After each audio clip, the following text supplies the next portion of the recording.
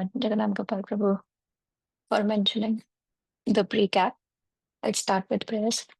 Om Gyantimirandasya Gyananjanashalakaya Chakshurunmilitam Yena Tasmai Shri Guruve Namah Shri Chaitanya Manobhishtam Sthapitam Yena Bhutale Swayam Rupa Kadamayanam Dadati Swapadantikam Vandeham Shri Guru Shri Yuta Padakamalam Shri Gurun Vaishnavamscha श्रीरूपं साग्रजातां सागरारुणाथान्वितं तं साजीवं साद्वैतं सावधूतं परिजनासहितं कृष्णचैतन्यदेवं श्रीनाथा कृष्णपादां सागनाललितं श्रीविशाखान्वितांश्च हे कृष्णा करुणा सिंधु दीनबंधु जगत्पते गोपेशा गोपिका कांता राधा कांता नमस्तुते तप्त कंचन गौरांगी श्री राधे वृंदावनेश्वरी ऋषभानुसुते देवी प्रणमामि हरिप्रिये वाञ्छाकल्पतरुभ्यश्च कृपा सिन्धुभ्य एव च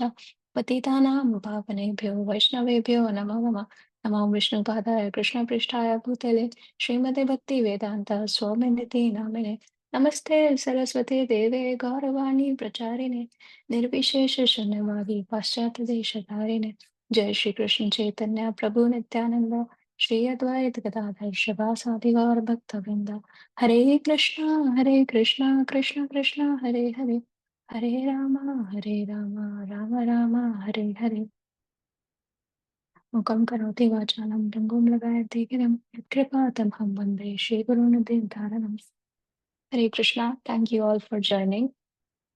So today we, as Jagannath Gopal Prabhu mentioned, we are going to read about the conversation that is, we are going to continue about to read about the conversation that is taking place between Narad Muni and the king Prācīnabarhi. Let me just share my screen.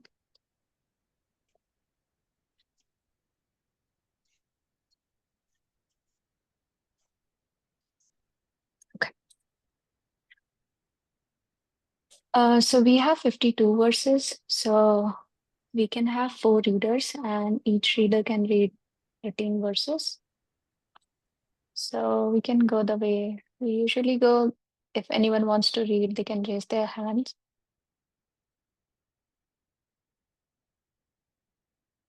Jagannath Gopal Prabhu. King Prācīnabarhi replied, "My dear lord, we could not appreciate completely the purport of your allegorical story of King Puranjan. Actually, those who are perfect in spiritual knowledge can understand, but for me, who are overly attached to fruitive activities, to realize the purpose of your story is very difficult."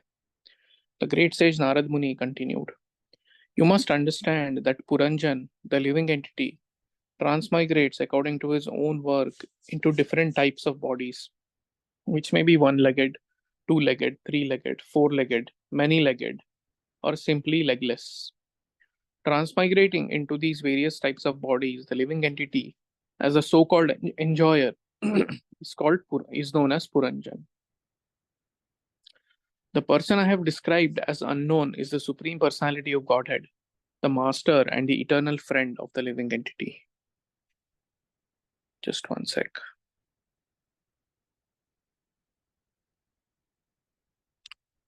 Since the living entities cannot realize the Supreme Personality of Godhead by material names, activities, or qualities, he remains everlastingly known to the conditioned soul. When the living entity wants to enjoy the modes of material nature in their totality, he prefers, out of many bodily forms, to accept that body which has 9 gates, 2 hands, and 2 legs. Thus, he prefers to become a human being or a demigod. The great sage Narada continued, "The word pramada mentioned in this regard refers to material intelligence or ignorance. It is to be understood as such. When one takes shelter of this kind of intelligence, he identifies himself with the material body. Influenced by the material consciousness of I and mine, he begins to enjoy and suffer through his senses. Thus, the living entity is entrapped. The 5 working senses and the 5 senses that acquire knowledge are all male friends of Puranjani. The living entity is assisted by these senses in acquiring knowledge and engaging in activity. The engagements of the senses are known as girlfriends, and the serpent, which was described as having 5 heads, is the life air acting within the 5 circulatory processes. The 11th attendant, who is the commander of the others, is known as the mind. He is the leader of the senses both in the acquisition of knowledge and in the performance of work. The Panchal kingdom is that atmosphere in which the 5 senses, in which the 5 sense objects are enjoyed. Within that Panchal kingdom is the city of the body, which has 9 gates. The eyes, nostrils, and ears are pairs of gates situated in one place. The mouth, genitals, and rectum are also different gates. Being placed into a body having these 9 gates, the living entity acts externally in the material world and enjoys sense objects like form and taste. 2 eyes, 2 nostrils, and a mouth, all together 5, are situated in the front. The right ear is accepted as the southern gate, and the left ear is the northern gate. The 2 holes or gates situated in the west are known as the rectum and the genital organ. The 2 gates named Khadyota and Avirmukhi, which have been spoken of, are the 2 eyes side by side in one place. The town named Vibhrajita should be understood as form. In this way, the 2 eyes are always engaged in seeing different kinds of forms. The 2 door names Nalini and Nalini should be known as the 2 nostrils, and the city named Saurabha represents aroma. The companion, the companion spoken of as Avadhuta is a sense of smell. The door called Mukhya is the mouth, and Vipana is the faculty of speech. Rasajna is the sense of taste. The city called Apana represents engagement of the tongue in speech, and Bahudana is the variety of foodstuffs. The right ear is called the gate of Pitrahu, and the left ear is called the gate of Devahu. Narada Muni continued, the city spoken of as Dakshin Panchal represents the scriptures meant for directing pravritti, the process of sense enjoyment in fruitive activities. The other city named Uttar Panchal represents the scriptures meant for decreasing fruitive activities and increasing knowledge. The living entity receives different kinds of knowledge by means of the 2 ears, and some living entities are promoted to Pitraloka and some to Devaloka. All this is made possible by the 2 ears. Thank you, Prabhuji. Nitya Mataji. The city called Gramaka, which is approached through the lower gate of Asuri, the genital organ, is meant for sex, which is very pleasing to common men who are simply fools and rascals. The faculty of procreation is called Durmada, and the rectum is called Nirriti. When it is said that Puranjana goes to Vaishasha, it is meant that he goes to hell. He is accompanied by Lubdaka, which is the working sense in the rectum. Formerly, I have also spoken about of 2 blind associates. These associates should be understood to be the hands and legs.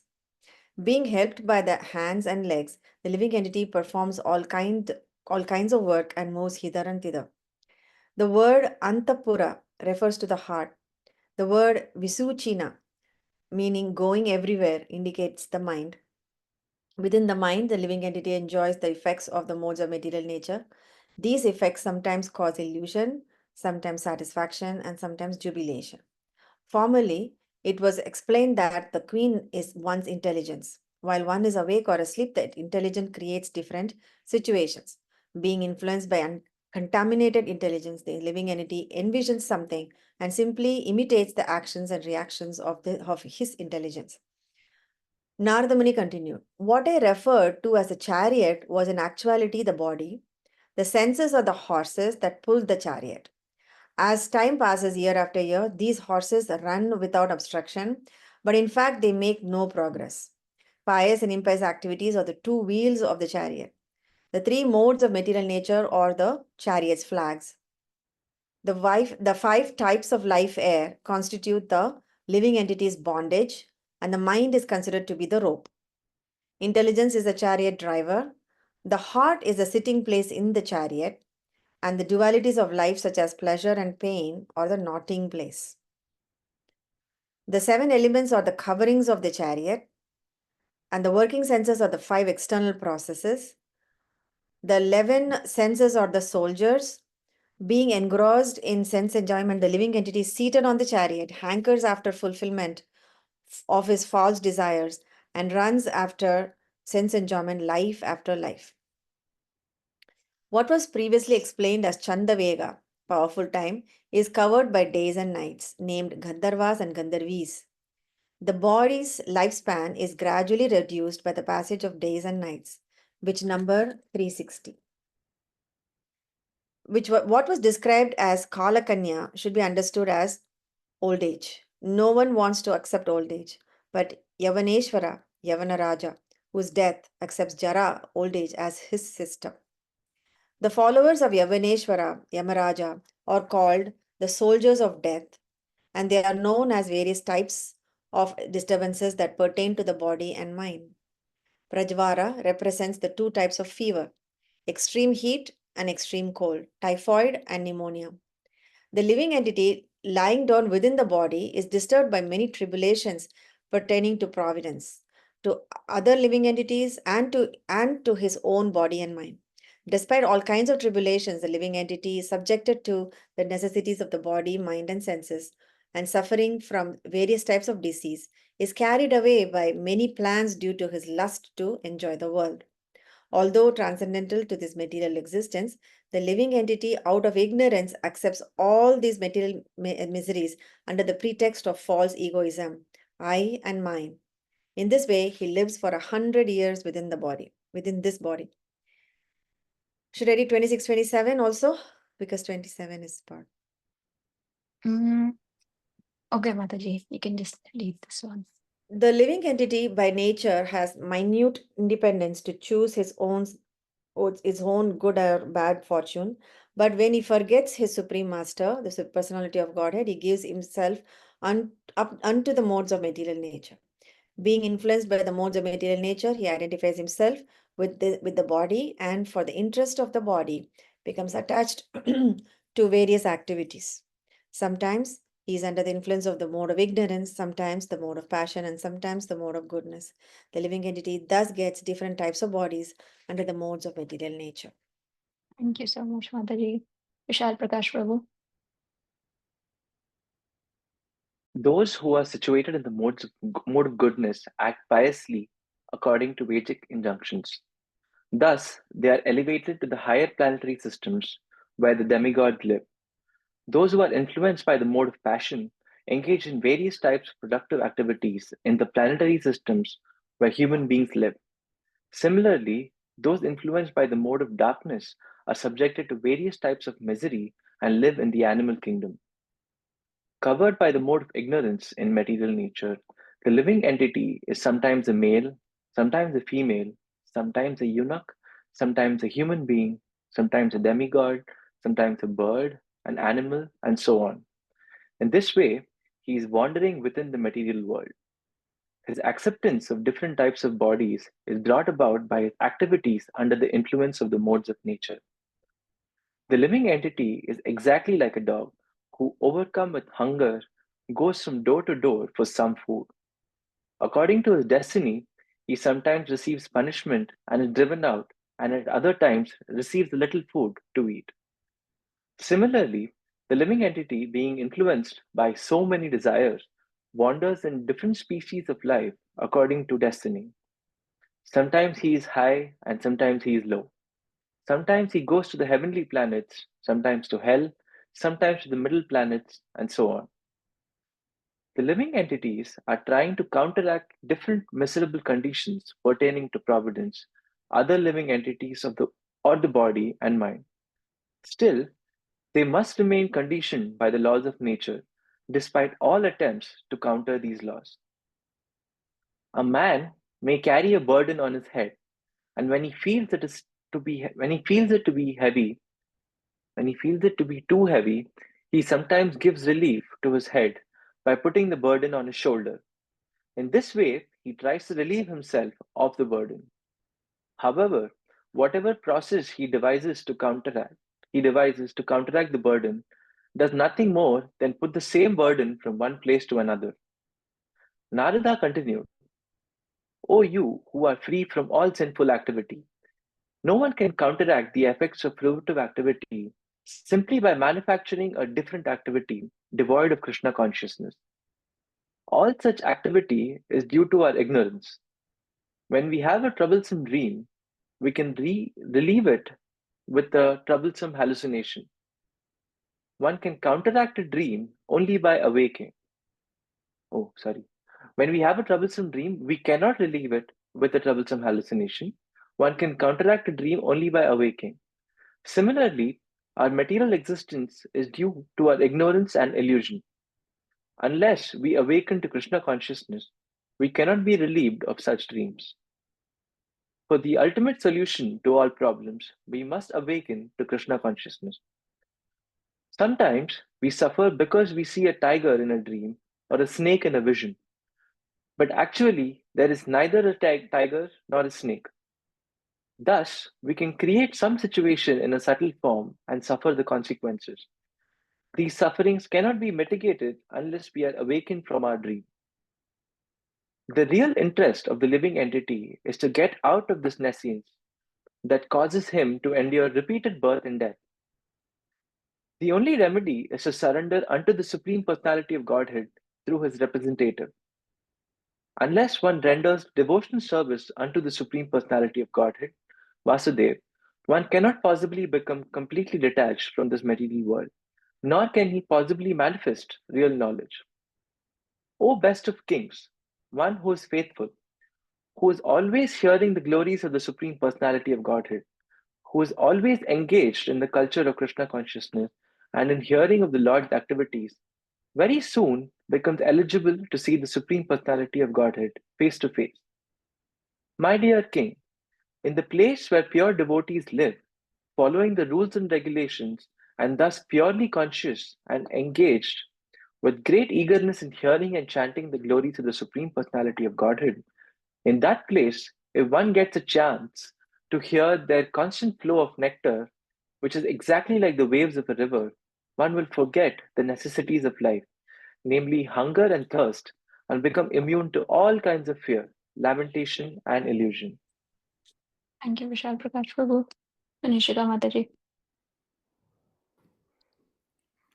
Because the conditioned soul is always disturbed by the bodily necessities such as hunger and thirst, he has very little time to cultivate attachment to hearing and nectarine words of the Supreme Personality of Godhead.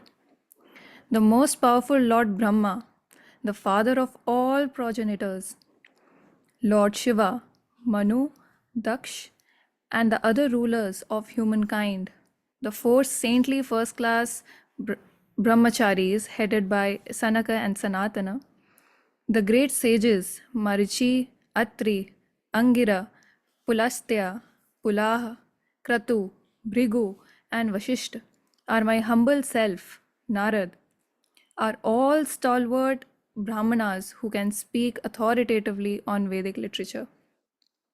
We are very powerful because of austerities, meditation, and education.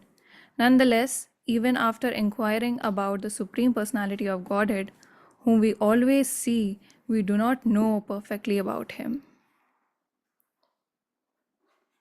Despite the cultivation of Vedic knowledge, which is unlimited, and the worship of different demigods by the symptoms of Vedic mantras, demigod worship does not help one to understand the supreme powerful personality of Godhead. When a person is fully engaged in devotional service, he is favored by the Lord who bestows his causeless mercy. At such a time, the awakened devotee gives up all material activities and ritualistic performances mentioned in the Vedas. My dear King Bharisman, who should never out of ignorance take to the Vedic rituals or to fruitive activity which may be pleasing to hear about or which may appear to be the goal of self-interest. You should never take these to be the ultimate goal of life.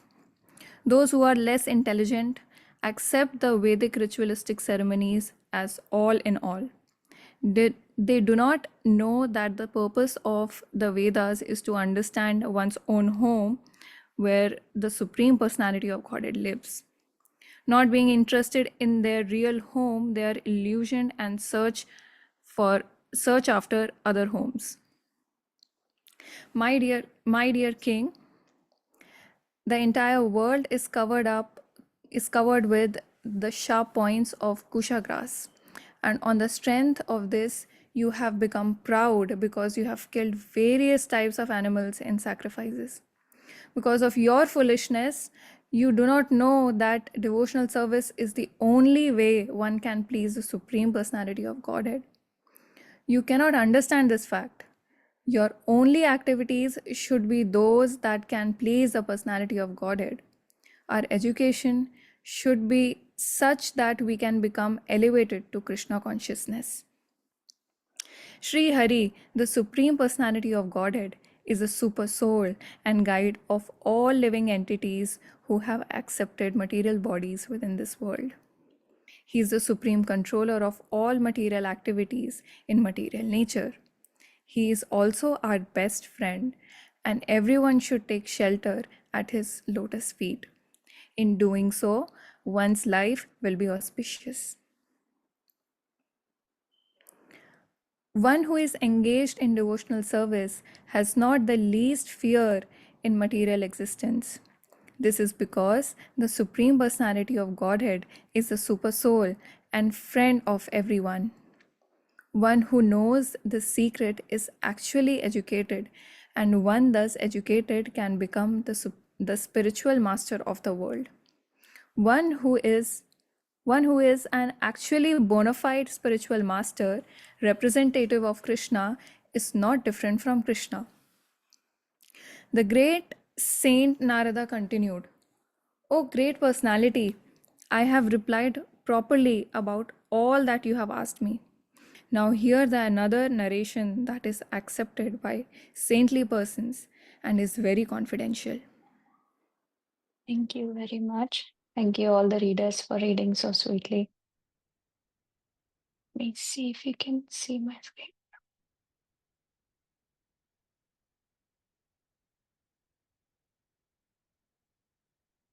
Just a second.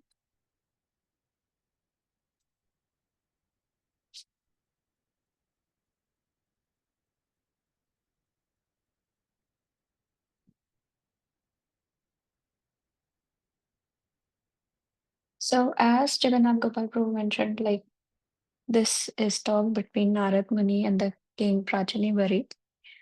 So just a real quick recap that so in King Prithu's lineage, there is King Prācīnabarhi and his 10 sons, the Prachetas, and we have read so far that Lord Shiva was pleased with the Prachetas' inclination towards Lord Vasudev, and therefore he instructed them with the Rudra Geet.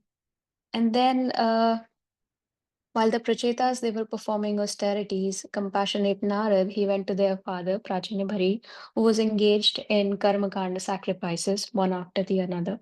So Narad Muni enlightened him about the futility of these materialistic activities, and since then we have been reading the conversation between these two.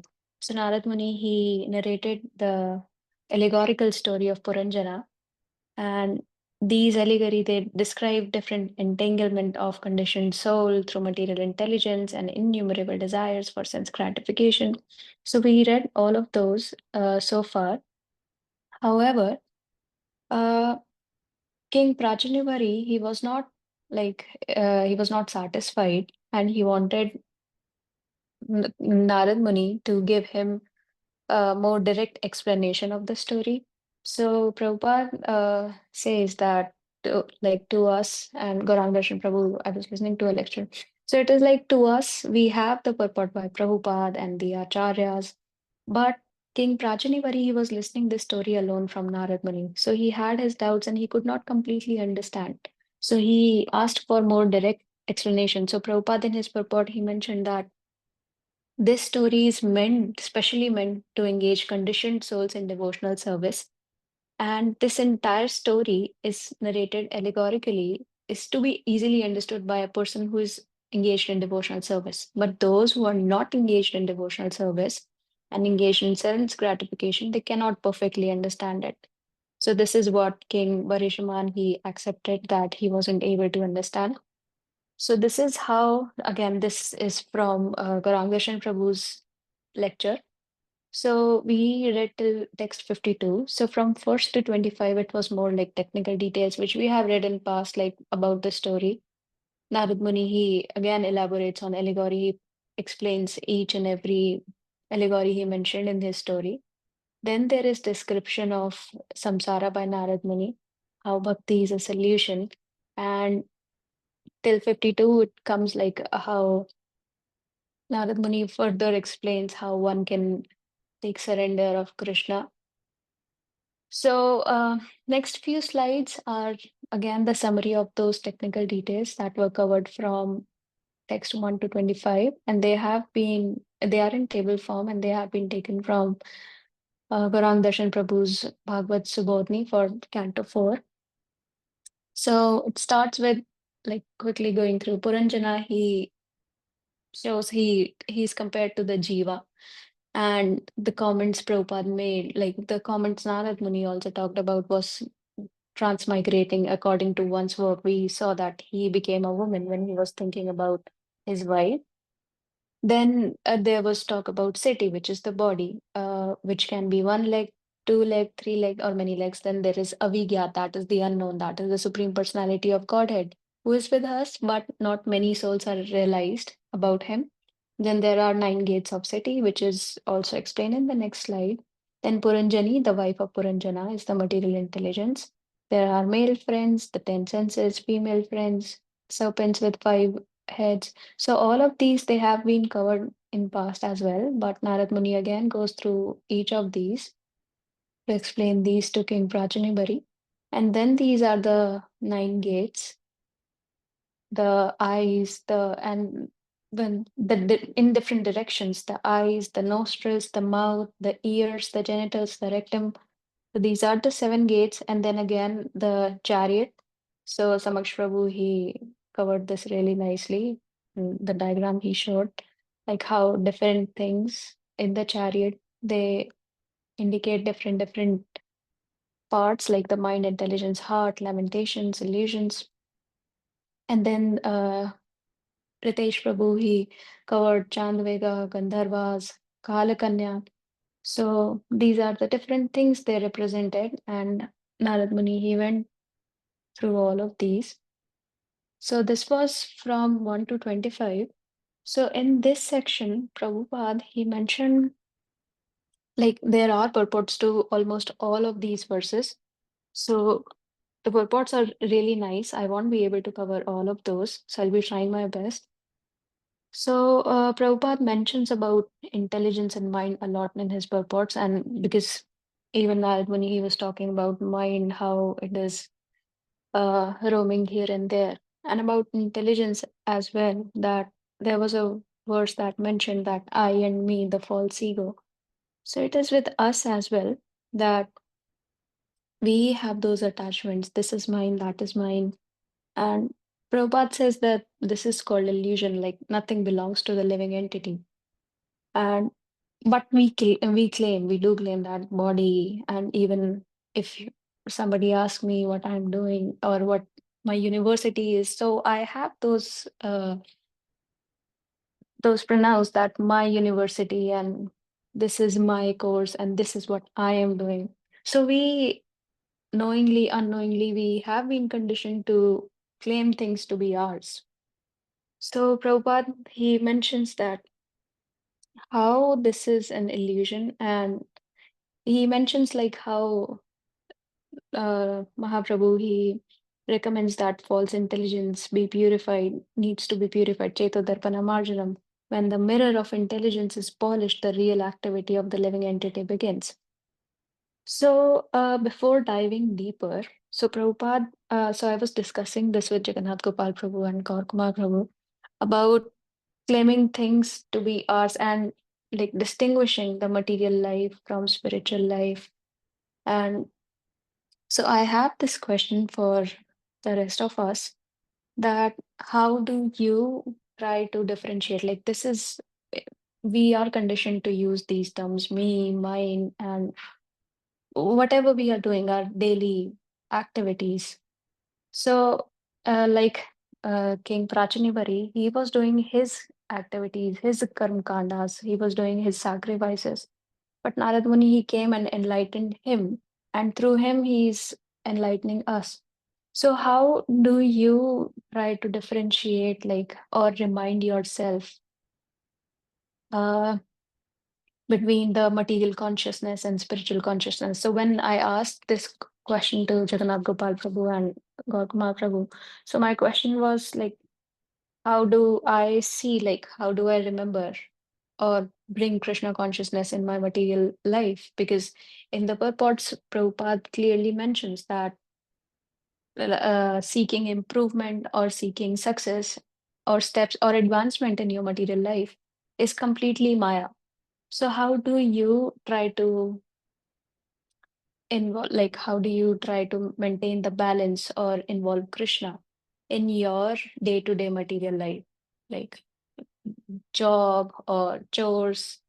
So, yeah, if anyone has anything to add on that, like something they do to involve Krishna in their day-to-day normal mundane activities as well.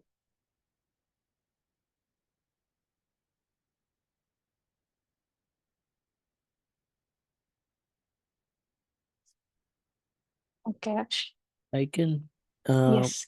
Yes, Ritesh, go say ahead. probably mostly chanting, hearing some lectures, trying to do some seva since I'm living in Bhakti Center, so it's easier right now. So yeah, in any way, if I can be, um, yeah, if I can do any service or probably read, sometimes I just sit and read books. And I think it's more of living a lifestyle where we are always like the way we were talking about in the last Saturday, like we are always preaching through our behavior, through who we are.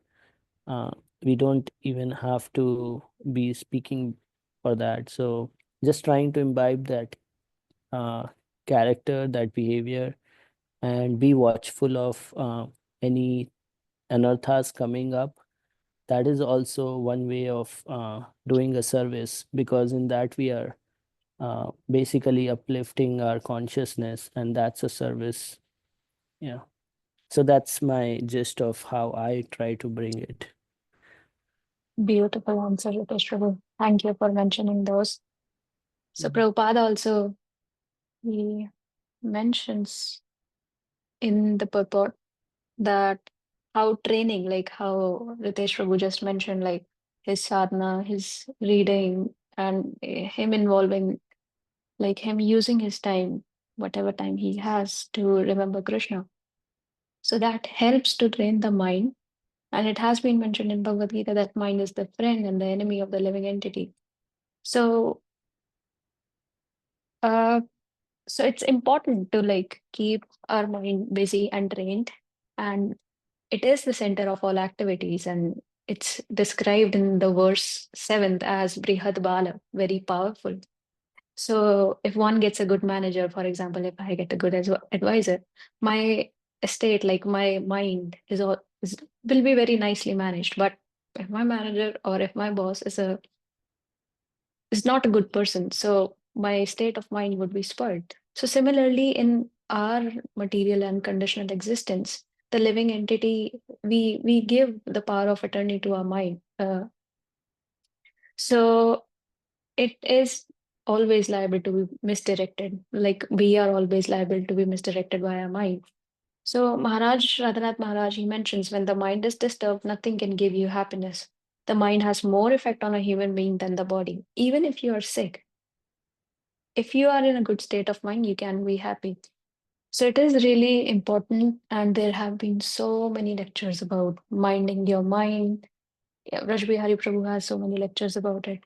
And so many things have been mentioned about how important it is to control the mind, like not controlling, but yeah, trying to bringing it back, controlling in a sense, bringing it back to Krishna, or like reminding ourselves to that consciousness. So moving forward, so let me see. Yeah. So Prabhupada, he mentions in the purport of 20th verse. So all of these verses, he mentions a lot about mind and intelligence. And this purport, basically, it mentions that it is talking about the chariot. So he mentions from the highest of the planet in the material world to the lowest, all are places of miseries, wherein repeated birth and death take place. But who attains my devote, O son of Kunti, never takes birth again. So we have read these and we have heard these a lot of times, but the living entity, like we struggle very hard due to the influence of fruitive activities and mental speculation. So Prabhupada, he mentions, so one who is free from both the influence of fruitive activity and mental speculation is uh, a pure devotee, and he has to give up both these karma kanda and jnana kanda. So again, so my question would, and he mentions about how about Marik Krishna, how a deer is running for water everywhere in the desert, but he's never going to find it. Similarly, we subtly in our day-to-day life, we try to look for happiness around us in the material life as well. So yeah, I have a quick question, although we went through it. So as Prabhupada is mentioning here, neither the Gyan, like, and even Narad Muni mentioned in his verse. So none of these ways lead to advancement in spiritual life as well, and to the planets or whatever, like the liberation as well. So this is a good question. We went through it, and Narad Muni, he clearly mentions about it. So if none of these, like if Gyanis and Karmis do not know the Lord, so who does know the Lord? If the one who is gaining all these knowledge and everything, he doesn't know the Lord, and the Karma Kanda, we know that Prācīnabarhi is the great example that he was doing all the Karma Kandas and still he was unaware, unknown, like the Lord was avigyara to him. So if the Karmis and Gyanis do not know the Lord, who does? So it has been mentioned in a verse. If anyone wants to quickly answer to that. The devotees. Yes. It's the devotees who know the Lord, and they know that by engaging in devotional services. And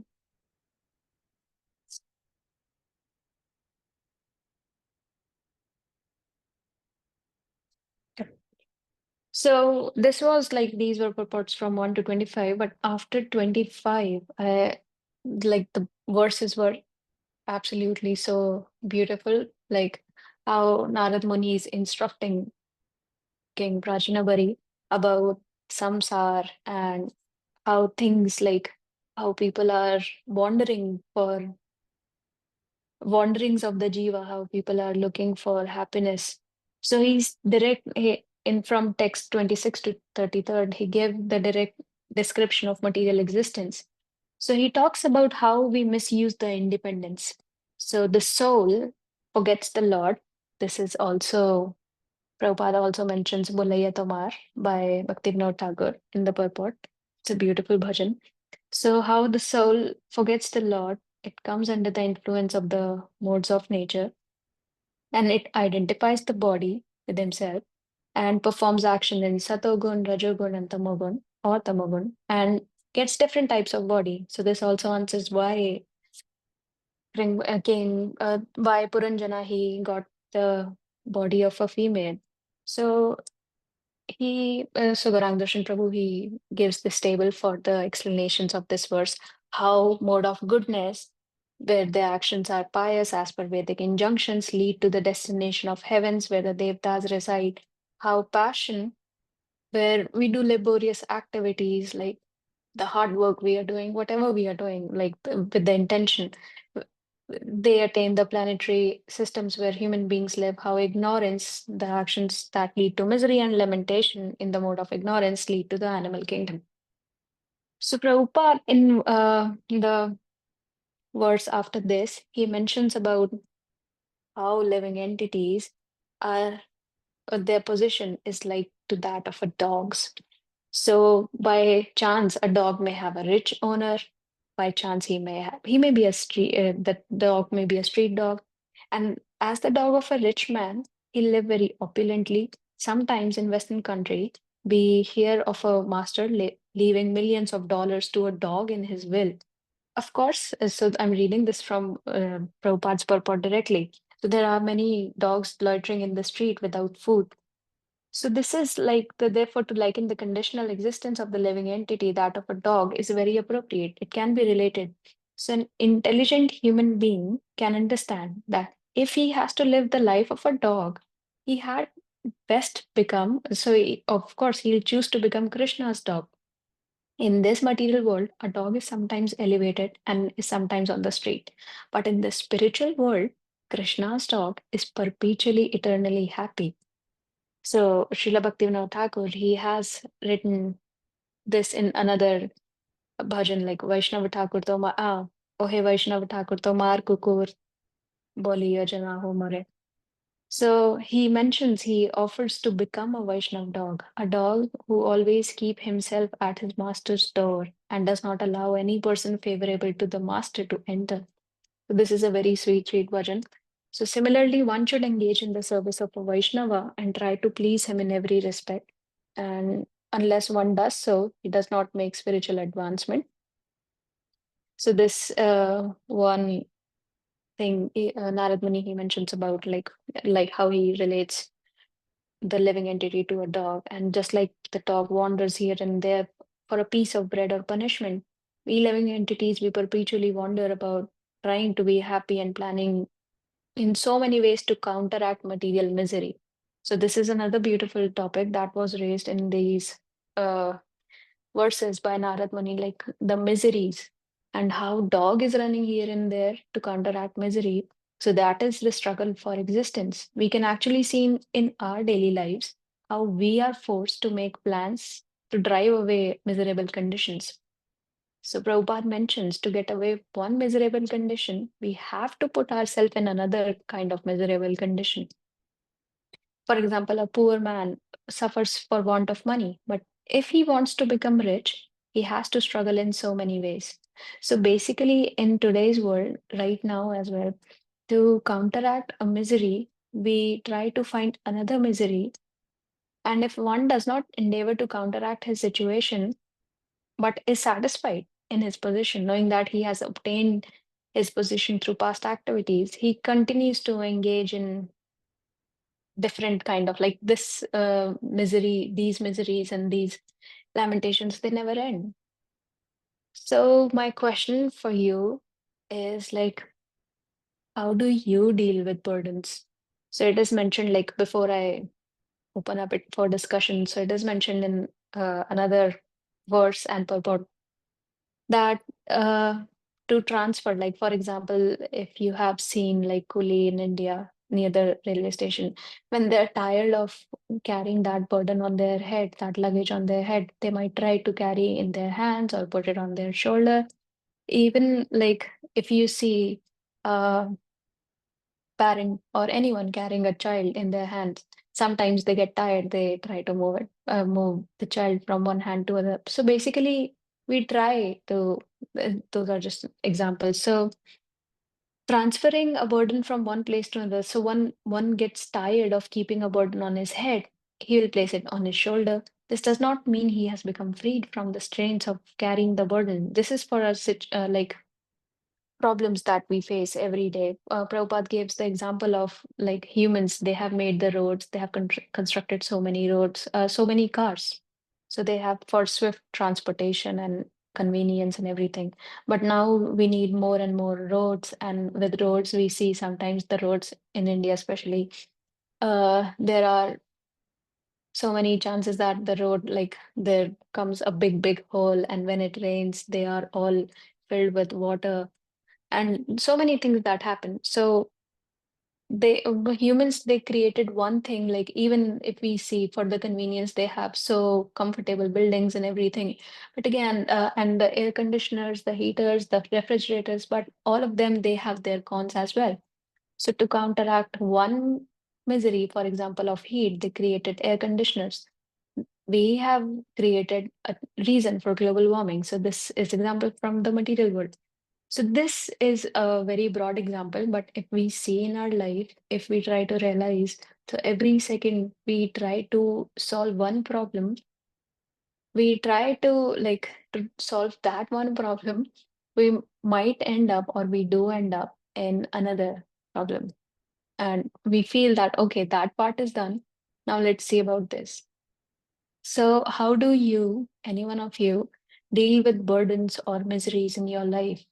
So, how do we make sure that we are not choosing the path of escapism and not counteracting with it with another misery?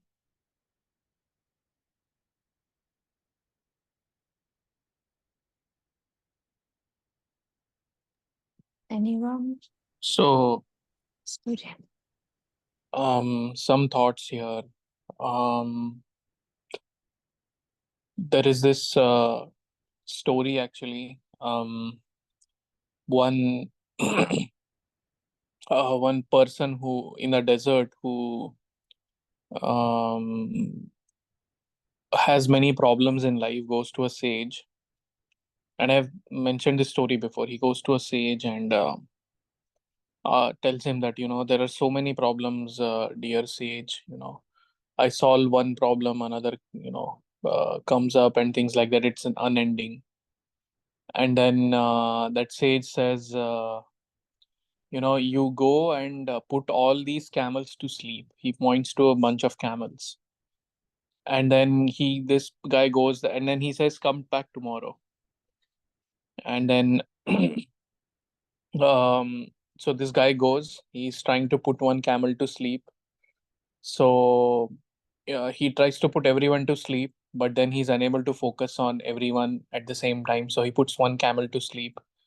Then he moves on to the second one, puts it to sleep, moves on to the third one, puts it to sleep. And then suddenly the first one wakes up again. And then he goes back to the first one, puts it to sleep, comes back to the fourth one, tries to put it to sleep. Now the second one wakes up, and so on, right? So every time he puts one camel to sleep, some other camel is waking up. So the next day, this guy goes to the sage and says, this was a difficult task. I mean, I could not sleep my through the entire night, because as whenever I would put one camel to sleep, another was waking up. So this sage said, yes, that is how material life is. That is how life is in this world, that you resolve one issue, another issue comes up. You solve one problem, another problem comes up. So that anxiety is going to be there, right? So just drawing from that story, and in the context that we are discussing, so problems are going to be there. It's never going to be um, you know a utopian thing, that at least on our level that we operate, it's never going to be the case that there won't be any problems. So there will be problems, there will be anxieties that we have to take, but the important point is, for whom are we taking those anxieties? If we take those anxieties for ourselves, then because the soul is selfless by nature, we won't be happy. So yeah, I guess one way to deal with various problems coming up is just to accept that these problems are going to be there and deal with them. uh, because if we get too much into the zone of, no, this is just so miserable, this is just so miserable, everything is just miserable, miserable, miserable, then we get into that escapist kind of a thing, where we want to just get out of all these miseries. And yeah, rather than just facing the problems as they are, going head on with them.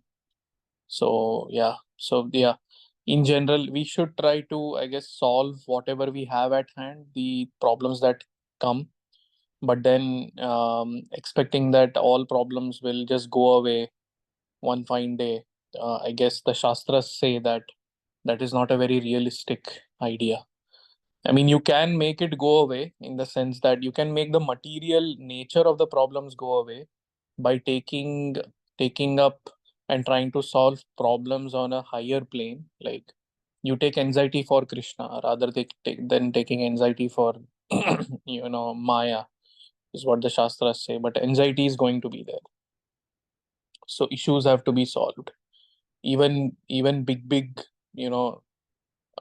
sannyasis in our movement have to solve very delicate issues. So it's not that they are also in one sense devoid of problems, but in the sense that they are doing it for Krishna, they are doing it for Prabhupada. So like that. Anyway, long answer. Sorry. No. Wonderful answer, Prabhu. So, but I have a follow-up question to that, Prabhu, that you mentioned about anxiety and briefly mentioned about escapism. So, how does one realize that they are not escaping? And even through, like, even you said that it's good to take anxiety through, like, in Krishna consciousness, than anxiety in the material world. So, my question is, how does one realize and that they're not taking bhakti as escapism, chanting, or because at some point of time, even if you take escape, like even if you take bhakti as the route of your escapism, it might affect in future, like because you're escaping the material life or material miseries through bhakti, but they might be accumulated. Like I'm not sure if I'm able to convey my question properly, that they might be accumulated in future, and you were just What at like what might be those accumulated? those material problems. For example, I have Hmm. some problem in lab Hmm. or whatever I have. And Hmm. to just escape that, I go home and chant and read Krishna book and continue doing that. Hmm. So even that, and I might not even realize that if somebody doesn't mention it to me, because I know that it has happened with me in past. Gautama Prabhu, he realized and mentioned it to me that I am or I might be using bhakti as my escapism. So how does one realize that they are in escapism? Like how have you ever realized, or has anyone who's here, that they have realized and caught themselves using bhakti or anything as escapism and then pulling themselves out of that escapism? Yeah, I mean, so often for me, for sure, so often. But yeah, that's where you need to be reminded, just like like Gaur Kumar reminded you, like that we have to be reminded that, and if we really internalize what scriptures are saying, right? Like Arjuna, take for example Arjuna, right? Mhm. Just today I was reading an article of Chaitanya Charan Prabhu. In that article, he writes that devotion is not escapism. Devotion actually calls for action. So there has to be some action, right? Now, of course, we could use bhakti as an excuse and escape from our responsibilities. That is definitely not the right thing, and that has to be pointed out by someone. So it's not that Arjuna gave up fighting. Arjuna did work on the problem at hand, the problem of adharma being uh, being propagated by Duryodhana and the Kauravas. So he did face the problem at hand, right? Just that his motivation to face the problem at hand was different after the Bhagavad Gita. That motivation was modified. So escapism, actually, if we really look at the Shastras, unless we really cherry pick something, right? Unless we really cherry pick certain sections of the Shastras or certain stories from the Shastras, in which externally somebody is seen to have renounced, somebody is seen to have so to say escaped, or rather given up on problems. Unless we cherry pick those kind of sections, it's actually not possible to conclude that spirituality about escapism. So if we look at the whole gamut of Shastras as a whole, Puranic stories, this and that. We see devotees, they were in the world. They were in the world, they faced the world, they faced the problems that came. But they did internally, they were all connected to Krishna. So internally they shelter, got shelter from Krishna. Even Kunti Maharani, right? We hear so many stories. Uh, like she mentions Vishad Mahagne Purushada Darshanad Asatsabhaya Vanavasa Krichrataha Mrde Mrdeneka Maharathastrato. And then what is Draunyastrachaschasma Hare Abhirakshitaha. So she's listing out all the problems that she faced, right? It's not that she said, no, I want an escape from all these problems, dear Krishna, and I don't want to face all this. In fact, she says, I want to face these problems because by when we face these problems and we pray to you, you come to us to save us. That way we get to see you. So she's not actually escaping from the problem. So of course we don't have to go and pray for miseries like Kunti Maharani did. That's an elevated state of consciousness. But yeah, I think if we really internalize shastras, then we'll realize that actually bhakti is not about giving up, but bhakti is about facing life with a different perspective, a higher perspective in which Krishna is involved. And Maharaj also says this in lectures. Actually, I want to. I don't know what keyword to search for. I have it in my notes, but ancestors. Okay, I'm not getting it. But yeah, so we have to do what we have to do, but we have to do it with an elevated mindset, and that's what bhakti gives us. So yeah, and whether we are escaping or not, yes, our guides will point that out to us, and we'll see consequences. Like the thing is, material problems, if they are not resolved, the consequences are seen sooner or later. So that is something we need to, like, we keep, as you mentioned, right?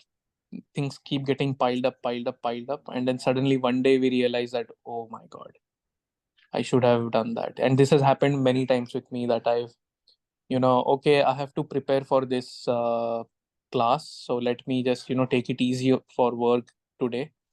Let me focus on this. I'll work on the weekend for some time and get this done. But it never happens. It just keeps getting piled up. And then at one point, one of my colleagues will point out to me, hey, this has been running for too long, man. What's going on? So that way, material problems, they actually show a consequence if not taken care of. So that way we'll anyway realize in the end that we haven't taken care of something. So yeah. Yeah. Thank you for mentioning those. Prabhuji, a follow-up question for you. Okay. Yes. Prabhuji, a follow-up question on the same topic. Yes, please. Sometimes you hear this phrase, let's go back home, back to Godhead. And I don't know if I'm understanding it the right way, but sometimes I feel that can be, interpreted or misinterpreted as saying that these problems here don't matter. Our true destination is in Golok Vrindavan, and let's focus on that. Now, so how do we understand that? How do we, what does that mean?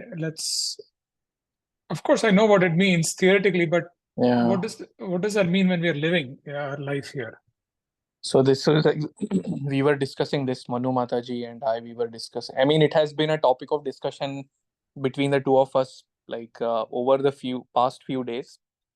So just this Sunday when we met, I was showing her one statement from the Japa book by Purijan Prabhu. I don't know if you know that book. So see, one thing we need to understand is that going back to Godhead is a very exalted situation. Like it's not easily attainable. It's a very, very exalted situation which Krishna gives us by his mercy, by his grace, right? So yes, we hear statements like Vaikuntha, right? Vaikuntha, Vai means without, Kuntha means problems. So that place where there are no problems, no anxieties is Vaikuntha. So we have to aspire to go there, right? And even Prabhupada writes in his purports that we have to aspire to go back home, back to Godhead, back home, back to Godhead. But what might happen, as you rightly mentioned, is over a period of time, we might use that going back to Godhead as an excuse for uh, not, I guess, carrying out our roles in the world, in the current situation. So that going back to Godhead also comes from a place of escaping from problems, and that is what Burijan Prabhu writes. When we chant japa, we might chant japa from a perspective of, that this place is a miserable, this world is a miserable world, and by chanting this japa, I will go back to Godhead, and there will be no misery, right? That Bhurijan Prabhu writes that the core of that thought is actually our own salvation. It's not Krishna's satisfaction. So he writes there that we have to chant for Krishna's satisfaction. Similarly, we have to practice bhakti for Krishna's satisfaction. And that needs to be the center of our motivation, is what Bhurijan Prabhu says. And if that motivation is not there, if our core motivation is our own salvation, is our own liberation, then that is not really. So again, I'm not devaluing liberation here. Liberation is not being devalued, but it's an exalted position. Even liberation, even impersonal liberation, for example, is an elevated position, and not easily attainable, for sure. I'm nowhere near to that also, right? But at the same time, bhakti scriptures tell us that yes, liberation is one level, but then beyond that is devotional service to Krishna. And sometimes we hear about these descriptions about the spiritual world and think that, oh no, getting liberated from material miseries and going back to the spiritual world is the aim of life, which is the aim of life, but that aim of life has to be in the backdrop of pure love for Krishna. So rather than saying that I want to escape the miseries and go back to Godhead and enjoy there with Krishna, we can think in terms of, let me develop pure love for Krishna. Let me try to see how I can develop that pure love for Krishna. And that way, back to Godhead will come automatically, because Krishna will anyway award us liberation. When we, like Prabhupada writes in a purport that although a pure devotee doesn't want any kind of mukti, Krishna awards the devotee one of the types of muktis, because that mukti is favorable for the service between Krishna and his devotees, right? So yes, going back to Godhead is an exalted state, but that going back to Godhead, the center, the core of that desire has to be love for Krishna. Yes, I want to go back to Godhead. Why do I want to go back to Godhead? I want to go back to Godhead so that I can love and serve Krishna nicely. That is the reason I want to go back to Godhead, not that I want to escape this suffering and be problem free. And that's why I want to go back. That is not a very, although not, although not, I mean, I'm not again devaluing it. I don't want to be arrogant and say that liberation is a stupid thing. It's definitely not. But then, yeah, bhakti scriptures say that that is not. So I did an interesting survey actually. What I did was, I don't know, some of you may have received that. This was 2-3 years ago. So I wrote an article on this. The article was titled "Liberation from the Desire for Liberation." So from that article, there was a nice exchange between me and one devotee. So what I thought was, let me know what devotees think about the teachings of Prabhupada. So my question in that survey, just one question, and the answer was subjective. It was not an option, like there were no options. So the question was a simple question. The question was, based on your understanding of the teachings of Prabhupada, what do you think is the highest goal of life? Okay. This was very simple question. Based on your understanding of Prabhupada's teachings, what is the highest goal of life? And it's interesting what many devotees, replied. And the where I was getting to was the highest goal is love for Krishna, prema pumartho mahan. And I just wanted to see, has that been interpreted so by devotees? I mean, I'm not, this was not in the sense of critiquing the approaches of various devotees, but just to understand what's going on. And the responses were interesting. Some people said achieving a balance between material, spiritual. Some people hit the nail. Some people said love for God, pure love for God. It was many things, but yeah, it was an interesting thing. So ultimately, it's our motivation. I guess it comes down to our motivation. If our motivation is our own comfort, then we will even use bhakti as an excuse. We will use devotional service as an excuse. Yeah, and then we will think that, okay, going back to Godhead is an enjoyable state, so I want that. And then developing pure love for Krishna is a tool to get there. But it's not like that. Developing love for Krishna is the center, is the highest, and then the other things are to enable that. So yeah, sorry, really long. I just kept blabbering and blabbering, but I hope. Totally understood it, Prabhu. So it is not for our salvation, but it's for Krishna's satisfaction. Yes, That's that is the yeah. That's the key essence in this. Our goal, should be very clear in our minds. And so I got it. Prabhu. I think your explanation was very clear. Thank you so much. Right. Sorry, I've been speaking a lot. Anyone else wants to share? Please share. Yes, thanks, Prabhu, for the beautiful explanation. So kind of what Nupur's question and also Krishnan Prabhu's question, the way I think of it is like how to realize that we are escaping is that, whenever the problem comes, if we, the maturity with which we handle it, is that it should be that of, well, should is not an appropriate word, but if it is towards the point where, okay, this has happened to me, what do I learn from this, right? And how do I, what do I learn from this? And how do I, how can it help me to be a better version of myself, right? Rather than trying to fix the problem and then it's like a whack-a-mole.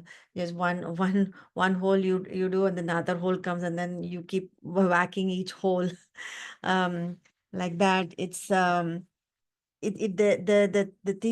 thing is that at some point that 13 camels, at least I was thinking at some point, like maybe 6th or 7th camel, that person was realizing that, okay, maybe this is there is some learning for me, right? Rather than just doing things until the end of the night.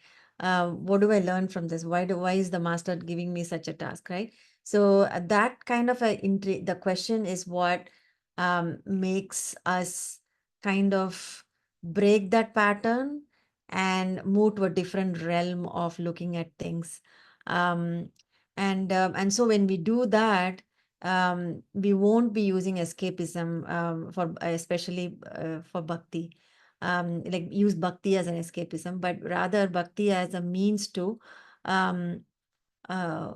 hold on to as an anchor to alleviate from the problem and to come out as successfully out of that problem. And we can do that over and over and over and again, and it will only make us stronger. And as far as Krishnan Prabhu's question is, this place like if we are in that mode of fixing the problem because we have something to learn, then when we become better versions of ourselves, then we might earn a ticket to back to Godhead, because with this current version of ourselves, I don't think this whole universe, the material world, is a house of corrections. Like, we are here to be better. We cannot go in this consciousness. We cannot serve Krishna in the Vaikuntha or in Goloka Vrindavan. But if we keep bettering ourselves, but by way of dealing with the problems, then we know that we have elevated our consciousness and we can be ready to kind of enter. Yeah.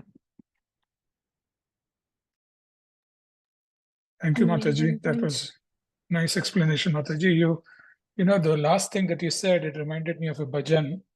Maybe this is by a singer, I forget his name now.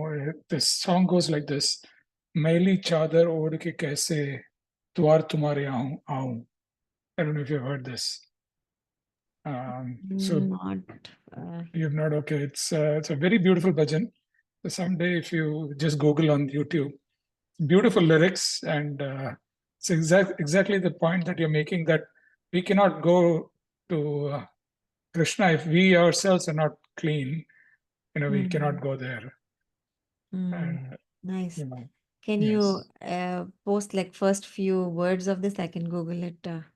Yes, I'll do that. I'll do that. Thank you. Thank you. Yeah, thank you. I think Ritesh Prabhu had his hand up before also, I think. Yeah. Can I like just add something on? Like, I agree with whatever you all said. Like, I was reflecting on how can we actually like about the burden question and all that. So even if that question is coming, I feel like, okay, so there is like something that is like trusting in the God's plan, but then it doesn't come. It's a big thing. We need to first, even if we are reading scriptures, even if we are doing all the things, we need to have trust in ourselves first, even to trust God.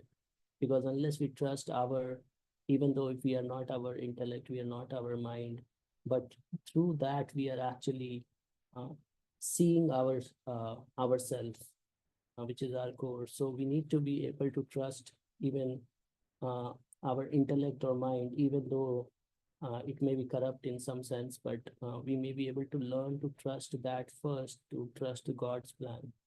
So I was reflecting on that, and I understood one thing, like we can trust ourselves only through some consistent thing. That is why we have chanting. And if we do daily, that effort actually makes us trusting in ourselves. In that way, we can add more consistency in our life, where we put like adding prayers regularly in our life, adding some gratitude in our life, some kind of way to do something which it may be very, very small, but it kind of gives more trusting in ourselves. And in that way, we trust in God's plan. And in that way, we are not burdened with anxiety or escapism, that because we then trust ourselves and then first trust God's plan as well. So something that I just reflected on, like what could be the point of this question as well. So yeah, just small input, nothing.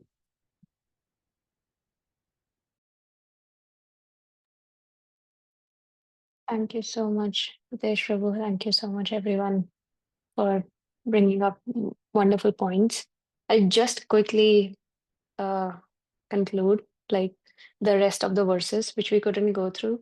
So we talked about like how escapism and how not burdening ourselves or not transferring the burdens by another hallucinations.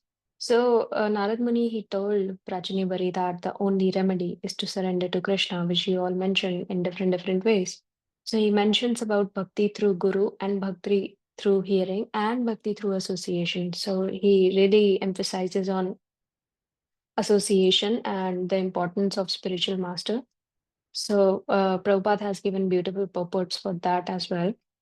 And then he also mentions about like how the great sages, like how the great demigods like Lord Brahma, Lord Shiva, even to them, the Lord is still unknown, because and through this he is trying to mention that how the knowers, the Gyanis, they do not know the Lord. And So he mentions about that how Gyanis and Karmis, they do not know the Lord, how despite cultivating the Vedic knowledge and worshipping the demigods or knowing the Vedic information, it doesn't make you understand the Lord. So a devotee, as Jagannath Gopal Prabhu mentioned earlier, that a devotee knows the Lord by engaging in different devotional service. And yeah, the Vedic rituals, they are not the goal of life. So Narad Muni, he mentions all of those things to King Prācīnabarhi. And he mentions that the only supreme activity is pleasing the Lord. And he mentions that you have sacrificed so many animals without knowing the supreme activity, which is to please the Lord. Haritosham. And the last 51 and 52nd verse is where he's talking about the result of worshipping the Lord. So he mentions that how the super soul who is in the heart of everyone. Prabhupada, he gives a lot of references about how Krishna is present in the heart and how the super soul loves us. So this is text 50. He gives various references. And yeah, so one who knows how, like one who understands the Supreme Personality of Godhead, in the text 51, Narad Muni, he mentions that that person can become the guru of the world, no different than Krishna, Sakshat Dharitvena. And then from 52nd, we'll know more from 52nd by like after our next class, because that continues in another short story, short allegory of a deer. So Narad Muni, he narrates that because the King Prācīnabarhi, he still was doubtful. He considered in his mind to send his servants to bring his son, the Prachetas, and he was still thinking about his sons. And so Narad Muni, he narrates another story about deer to make him immediately leave the house. So this was all about like from text 1 to 52nd. And thank you so much for tolerating me. And I really apologize because I feel I know that I couldn't do justice to the verses that were covered in this section.